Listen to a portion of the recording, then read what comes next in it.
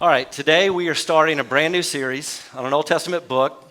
It's the book of Esther.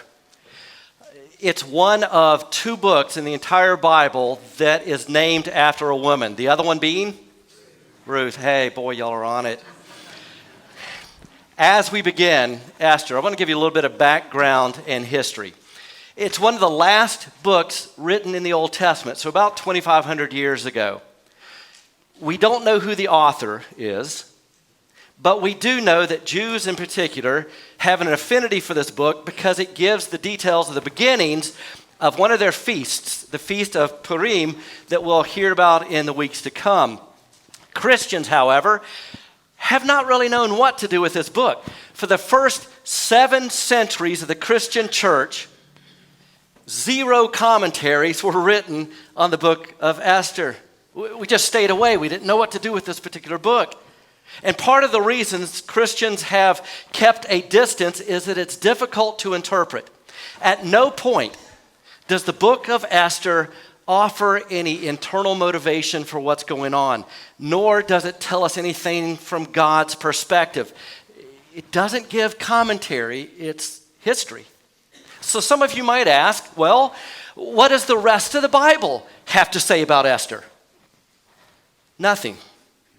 It is never referenced in any other book of the Bible. But we are going to spend our time over the next several weeks going through Esther. We do this because the Bible says that all Scripture is God-breathed and profitable.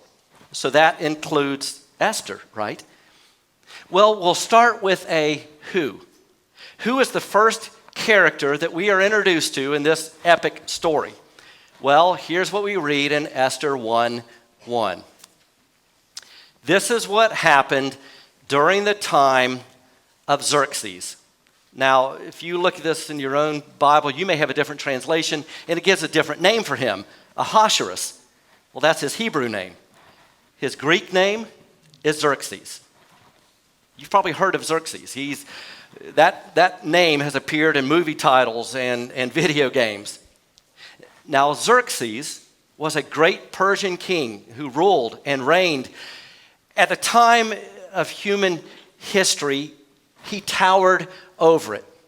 At this point, he's probably in his 30s. We're going to read in a few moments that this is the 3rd year of his reign. He came to the throne when he was about 32, so we're talking he's about 35 or 36 at this point.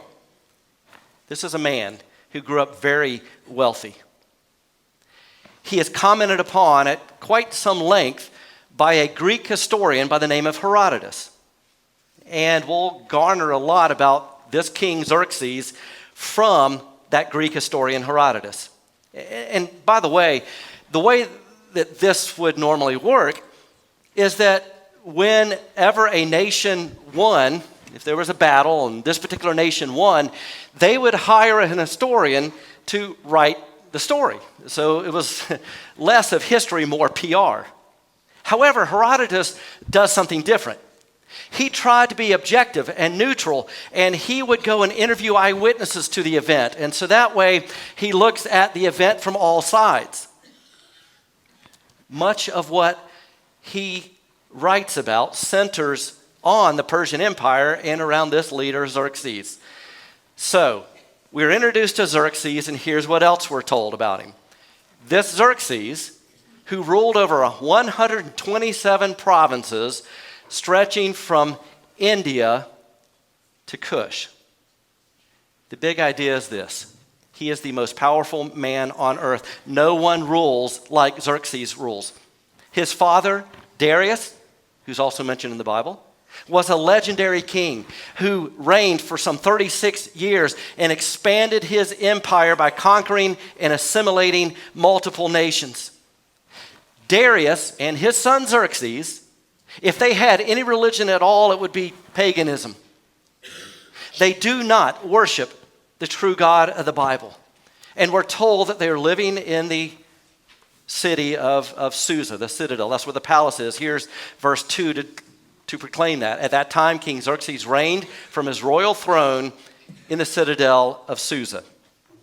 If you want a modern day place for this, it's around Iran.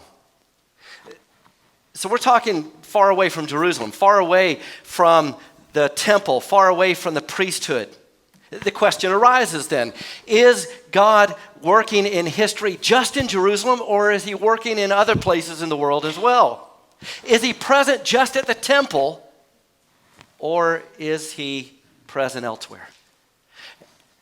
And the great story of Esther will show, yes, God is at work beyond the borders of Israel, beyond Jerusalem, to even pagan, godless nations like the Persian Empire. King Darius had this enormous empire that he gave to his son Xerxes. And Xerxes is just this narcissistic rich kid who grew up in the palace, didn't work a day in his life, didn't go to war, didn't fight, didn't labor, didn't struggle.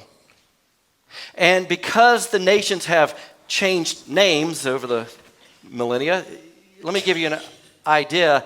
He basically ruled from Sudan all the way to Pakistan today. So imagine one ruler, one political, spiritual ruler, if you will, rising up with such power that they can turn Egypt, Libya, Syria, Israel, Turkey, Iraq, Iran, Saudi Arabia, Afghanistan, and Pakistan into one nation under one rule. Today, that's unheard of. Just to get any two of those nations to connect, it would be a miracle. You know that a king and a kingdom is great when he can turn enemies into his kingdom, all subject to his rule.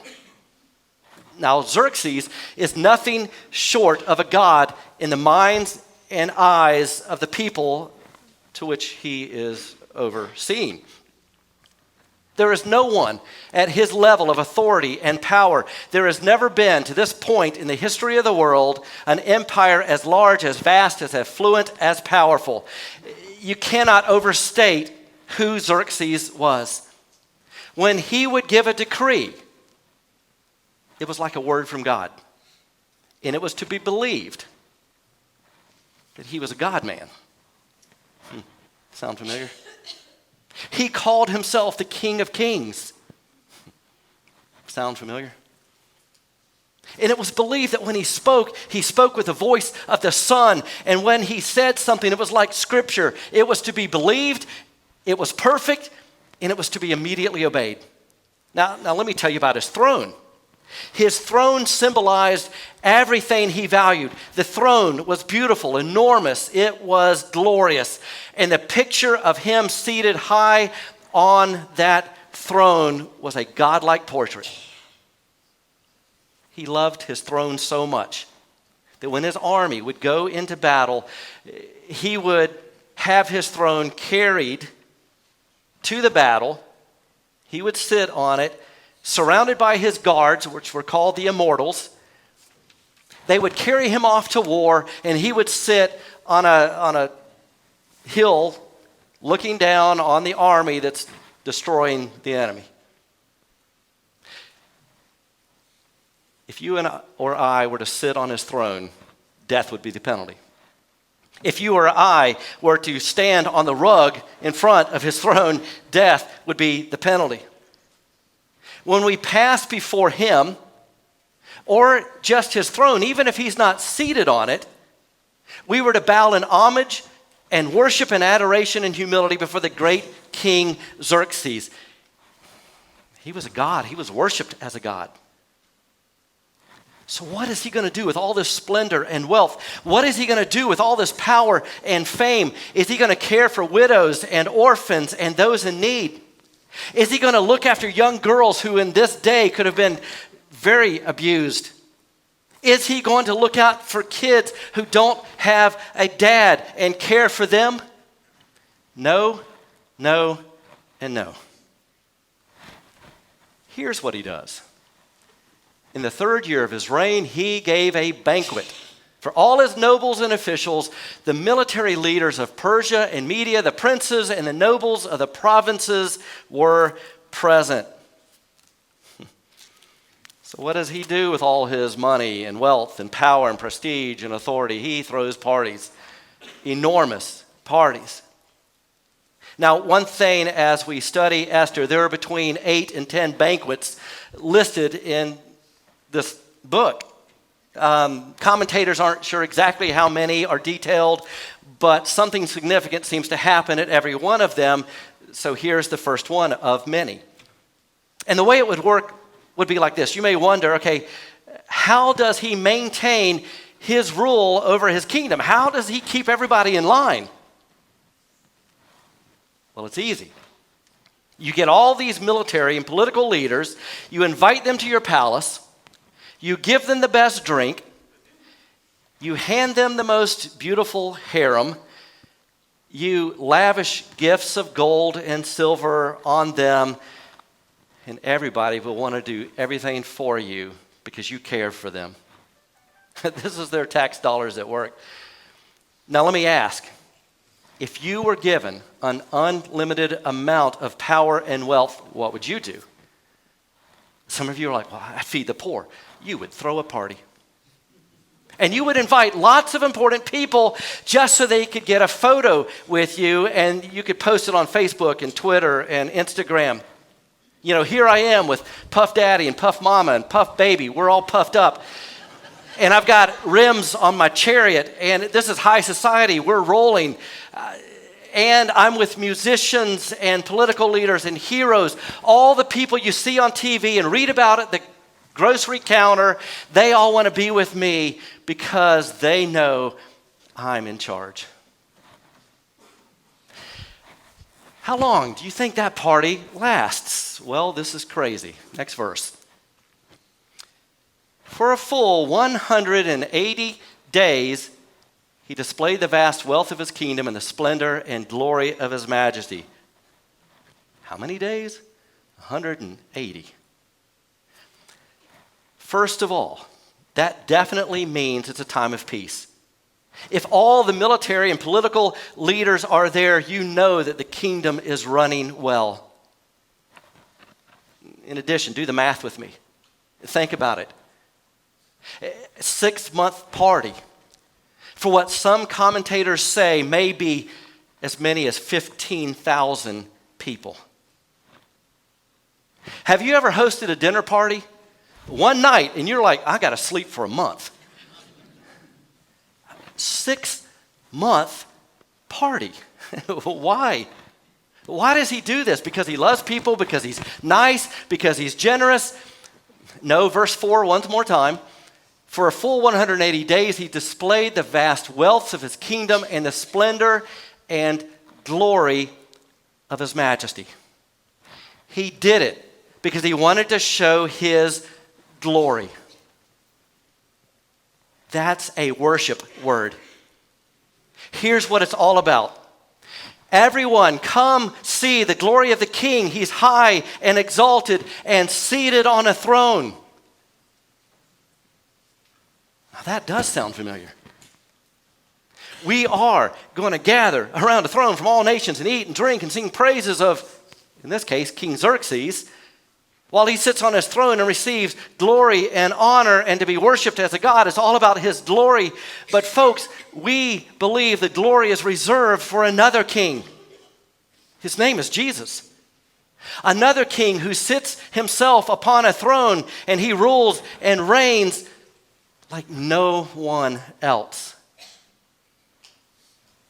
In other words, this man wanted to be Jesus. He thought he was Jesus. Now, how many of us, given the same resources, we would have maybe made the same decisions?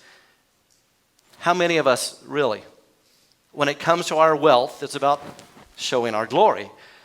So the car that we drive, is it so that people can say, wow, did you see that? The house that we go to, is it, hey, I'm showing, this is what I have made happen. There's something in all of us that wants to be a king. There's something that we want to think about all the glory coming toward us. The difference between us and him was the amount of the wealth and opulence and resources that he had available. This was all about the king being exalted in glory. A mere man acting like the God-man. Well, the story continues, verse 5. When these days were over, okay, 6 months of partying. So let me say this. Do you know what this looks like? Can you conceive what this looks like? It's 6 months. All expenses paid, free harem, open bar, all-you-can-eat buffet. It's even where Charlie Sheen is in the corner shaking his head going, this is too much. And here it goes. When these days were over, the king gave a banquet. So here's another banquet. Lasting 7 days in the enclosed garden of the king's palace for all the people. This is the next part of that verse. For all the people from the least to the greatest who were in the citadel of Susa. For 6 months, 15,000 political and military leaders had an enormous party. And then King Xerxes opens the palace for all the regular folks living in the palace confines. Everybody gets a 1-week party. So Xerxes says, first of all, hey, you get 1 week off work, national holiday. Yay, Xerxes. And then I'm going to open the palace. Ooh, hey, did you see the throne? Yeah, man, that's nice, isn't it? And there are the jewels. And there's the dining room. And there's the royal bedroom. And you get to see the majesty and splendor of this king and his kingdom. It's an opportunity for the poor peasants, the simple workers, the commoners to parade through in admiration. I mean, this palace is nice. It makes the Biltmore home look like camping. Let's read of it. The garden had hangings of white and blue linen, fastened with cords of white linen and purple material to silver rings on marble pillars. There were couches of gold and silver. On a mosaic, now we're talking the floor, on a mosaic pavement of porphyry, which is purple quartz, marble, mother of pearl, other costly stones. They're walking on jewels. Wine was served in goblets of gold, each one different from the other. And the royal wine was abundant in keeping with the king's liberality. So the guests come in, maybe 50,000. And each one is handed a gold goblet. In their hands is more money than they will earn in their lifetime.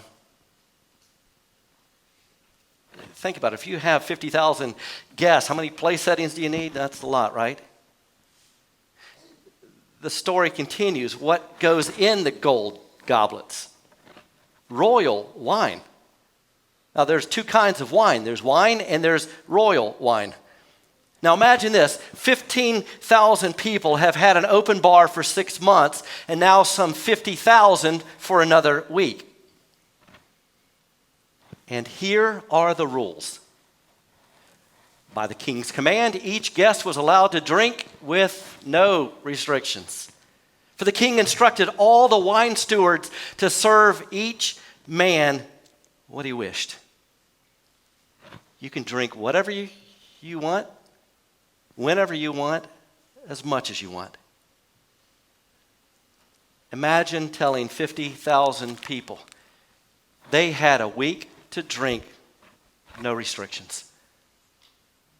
How many of you really have had days like that? Maybe not 180. Maybe you've had 7. No limitations, no inhibitions, no restrictions, just full throttled sin. Whether it's drunkenness, gluttony, perversion, overindulgence. And what can happen is that we can kind of look at them sort of religious-like. Like, wow, those are some nasty people. That's terrible. It's like you need hand sanitizer just to read the story. But then some of us, if we're honest, we would say, been there, done that. I understand how sinful people can be. And when given the opportunity, they tend to prefer opportunities for evil. You may be wondering, what about the ladies? How many of you ladies would not want to be at that party? Okay, all of you would not want to be.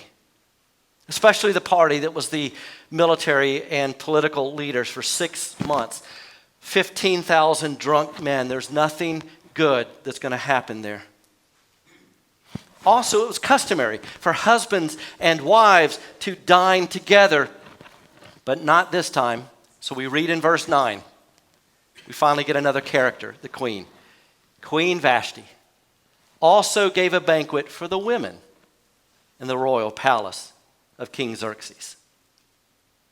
So all the men are drinking, feasting, partying. And there are women in that party, but what kind of women? The employed women of the palace who serve in the harem. Over in another room, in another part of the palace, Queen Vashti has gathered the women. Because you know, where there are no rules, men will be animals, right? All the women would have been abused, used. Needless to say, Xerxes was a perverted man. He married Vashti. But do you know who she was originally married to? Xerxes' brother. Yeah, this is the sister-in-law. He stole her. He thought that his brother's daughter was attractive too, so he stole her and married her. In addition, there are many other wives that he married, as well as the harem. Herodotus, that Greek historian, said that for the last 15 years of Xerxes' life, he hardly tended to matters of state. He was totally consumed with the harem and all the women who would just meet all of his evil, sick, selfish, abusive desires. But as we condemn their overindulgence, we need to condemn our overindulgence. If we were content to condemn their desire for glory, then that's what we need to do when it comes to Facebook and Twitter and all the social media things. You know, photos and quotes and everything that I'm doing, because the whole world needs to hear and see me. I am central and essential, and there are things that are going on about me that are glorious, and you need to see them. And you need to praise me so you can post it on my wall. Times have changed. The hearts have not. Now, at this point, Xerxes would have been so proud. Look at me in all of my glory. But it reveals something of a very wicked, selfish, narcissistic desire to be God, to sit on a throne, to rule over nations, to ravage and abuse women, to indulge in food, to drink in excess. My question to you, think about this for a moment. As we've read these opening verses of Esther, what's missing? Let me ask it another way. Who's missing in this story? God. We just read the first 9 verses. God is not mentioned once. God doesn't appear. Well, you might say, okay, well, what if we keep reading the book? Read the whole book of Esther. God is never mentioned once. He doesn't appear. He doesn't speak. No prophet speaks on God's behalf. No angel shows up. There's no mention of Jerusalem or the temple or the presence of God. There's no mention of the priesthood or the sacrificial system to declare one free from sin. There's no quoting of other books of the Bible. There's no giving of God's law. No one repents. There's no action from God or to God directly revealed. But for how many of you does this sound like your life?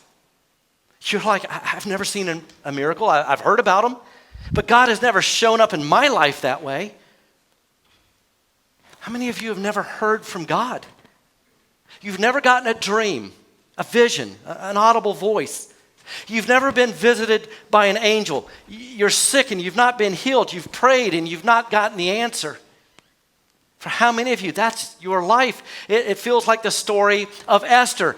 Dirty, rich men rule the world. I'm grinding it out, and God doesn't show up.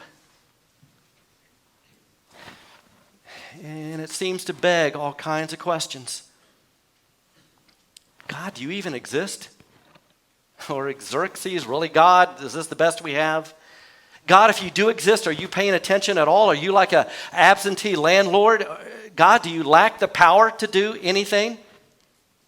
Is your glory not greater than the Xerxes of the world? Is your throne not above their throne? Where is he? Women are being abused. Money is being misspent.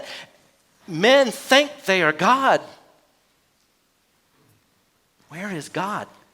Where is God in the story of Esther? I'll tell you where he is.